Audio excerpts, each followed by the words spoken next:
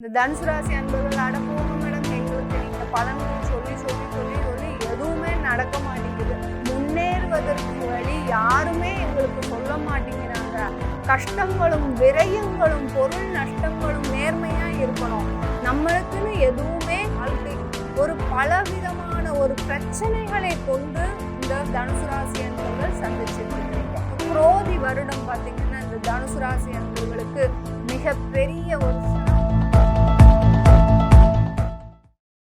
வணக்கம் நேயர்களே, நான் உங்கள் ஆஸ்ட்ரோ பூர்ணா, எண்கணித ஜோதிடம் மற்றும் ஆன்மீக பரிகார ஆராய்ச்சியாளர். இன்னைக்கு நாம தமிழ் வருட பிறப்பு குரோதி வருடம்னு சொன்னாலே எல்லோருக்கும் ஒரு நினைவுக்கு வருது. எப்படி இந்த தமிழ் புத்தாண்டை மட்டும் நிர்ணயிக்கிறாங்க?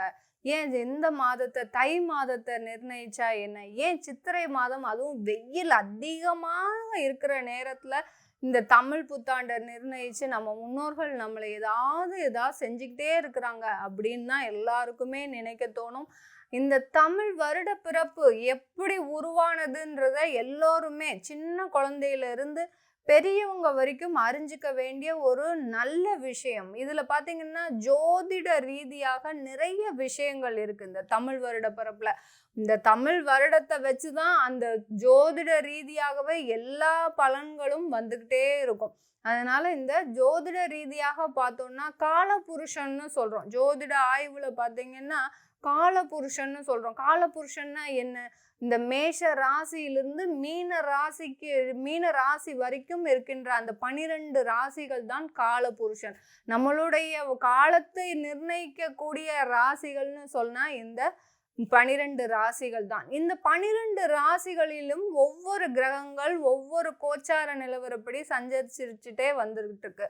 அந்த பயணிக்கக்கூடிய நேரத்துல அந்த கிரகங்களின் தலைவனான நவ கிரகங்களின் தலைவன் யாரு?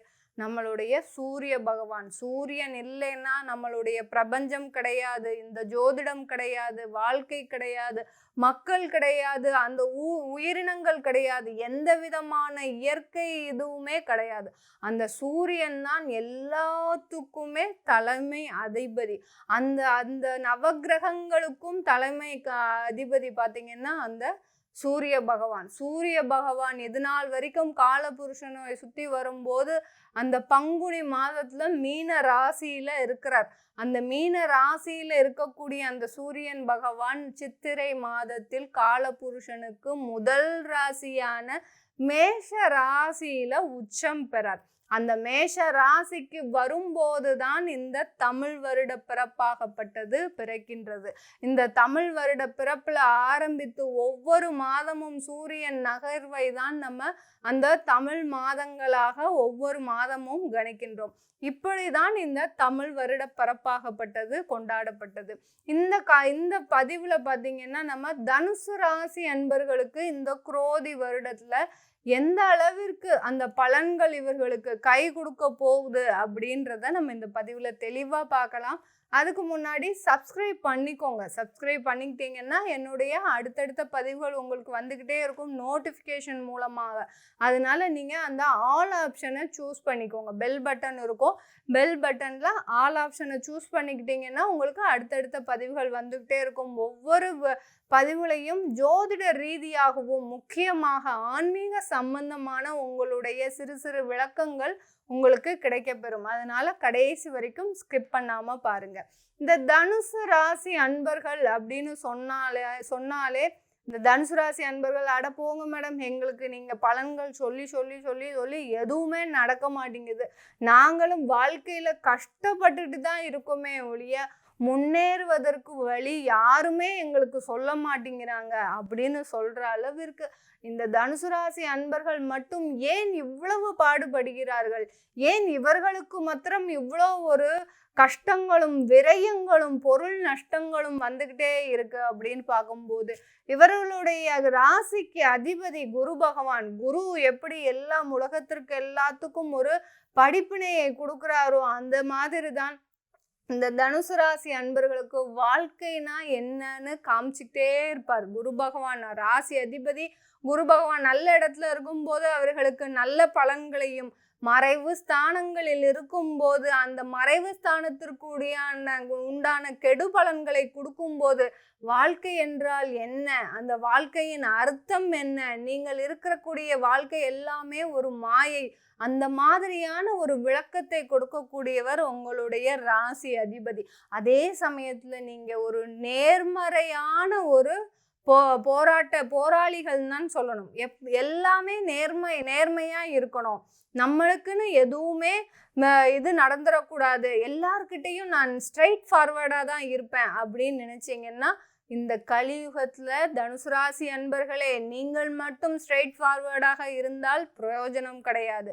நீங்களும் அன்னைக்கு அந்த கிருஷ்ண பரமாத்மா சொன்ன மாதிரி ஒரு தர்மம் வெல்லணும்னா நம்ம சூது செஞ்சாதான் தர்மம் வெல்லும். அதே மாதிரிதான் நீங்களும் உங்களுடைய வாழ்க்கையில் சில சூதுகளை செய்தீங்கன்னா தான் உங்களுடைய வாழ்க்கையில நீங்க வெற்றி பெற முடியும். அந்த அளவிற்கு உங்களுடைய வாழ்க்கை ஒரு பலவிதமான ஒரு பிரச்சனைகளை கொண்டு இந்த தனுசு ராசி அன்பர்கள் சந்திச்சிட்டு இருக்கிறீங்க. இன்றைய காலகட்டத்துல அந்த குரோதி வருடம் பார்த்தீங்கன்னா இந்த தனுசு ராசி அன்பர்களுக்கு மிக பெரிய ஒரு சிறப்பான வருடமாக இருக்க போகுது. நிறைய முன்னேற்றத்தை கொடுக்க போகுது, நிறைய ஞானத்தை கொடுக்க போகுது, நிறைய உங்களுடைய திறமைகள்லாம் வெளியில வரப்போகுது, ஒரு கல்வி அறிவை கொடுக்க போகுது. இந்த தனுசு ராசி அன்பர்கள் பார்த்தீங்கன்னா ஒரு 60 வயசு ஒரு பெரியவங்க இருக்கிறீங்கன்னா நீங்க இன்னும் படிச்சுட்டு இருப்பீங்க.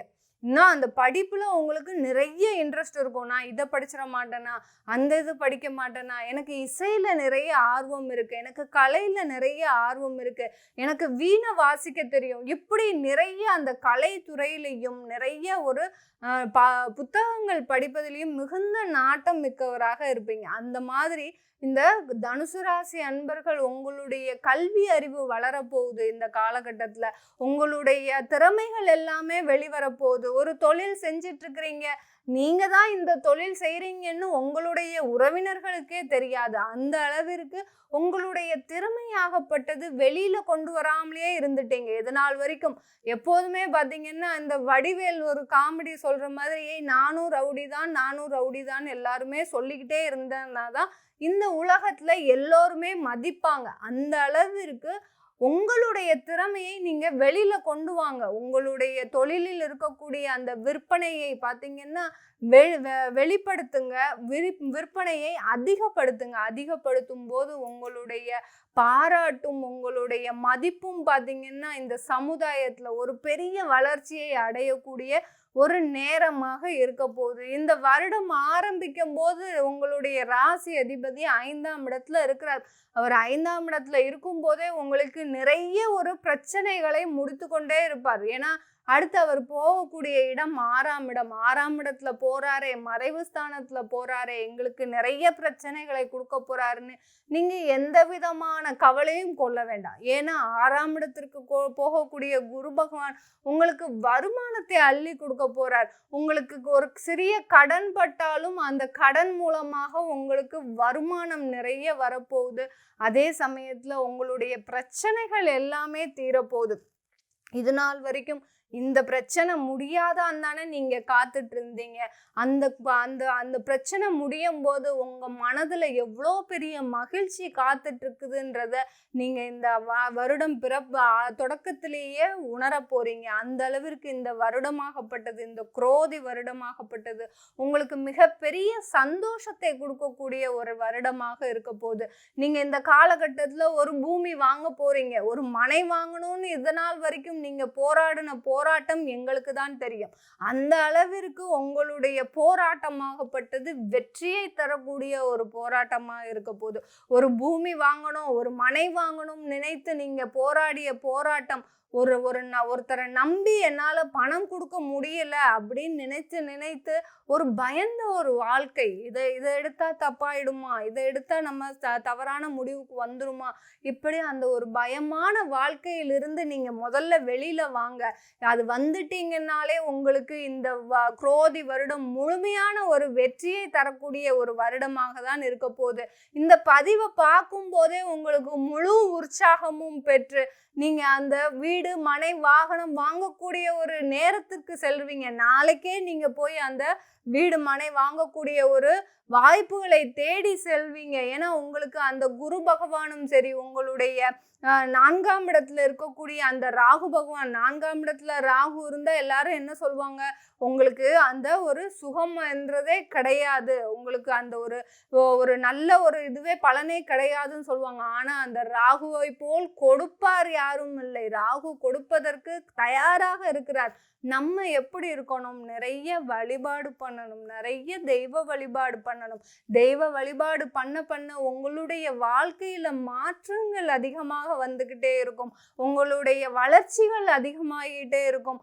உங்களுடைய திறமைகள் அதிகமாகிட்டே இருக்கும். நான் ஒரு 4 நாள் பண்றேன் மேடம், எனக்கு அதுக்கப்புறம் தெய்வ வழிபாடே பண்ண முடியறதில்ல, ஏதோ ஒரு பிரச்சனை என்ன சுற்றி சுற்றி வருது, இதுக்கெல்லாம் நான் யாரை போய் பார்க்கறது அப்படின்னா, நீங்க எந்த பிரச்சனை வந்தாலும் உங்களுடைய தெய்வ வழிபாட்டை நீங்க நிறுத்தக்கூடாது. கடன்காரன் பக்கத்துல வந்து உட்கார்ந்துருக்கிறானா, அவனையும் சேர்த்து நீங்க கூட்டிட்டு போங்க.